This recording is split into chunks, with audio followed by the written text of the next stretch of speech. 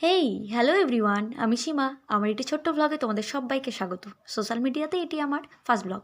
এই ব্লগে আমি তোমাদের সাথে শেয়ার করব আমাদের সবার প্রিয় সমাবিধির আইবুড়ো ভাতের আয়োজন আমরা ঠিক কীভাবে করেছিলাম।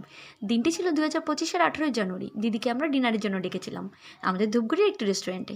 সমস্ত কিছু তারা বেশ সুন্দরভাবে পরিবেশন করেছিল, আর দিদিও সময় মতো বেশ সুন্দর করে সেজে গুজে চলে এসেছিল। মেনুতে ছিল ভাত, ডাল, স্যালাড, আলু ভাজা, বেগুন ভাজা, ফুলকপি রোস্ট, পাবদার ঝাল, ফ্রাইড রাইস, চিকেন, চাটনি, দই, রসমালাই, এসবই।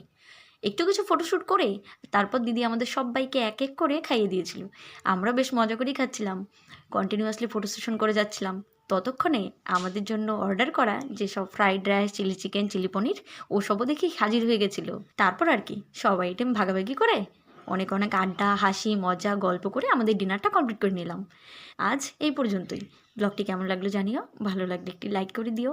দেখা হবে খুব তাড়াতাড়ি আরও একটি নতুন ব্লগে। ততক্ষণের জন্য টাটা, বাই।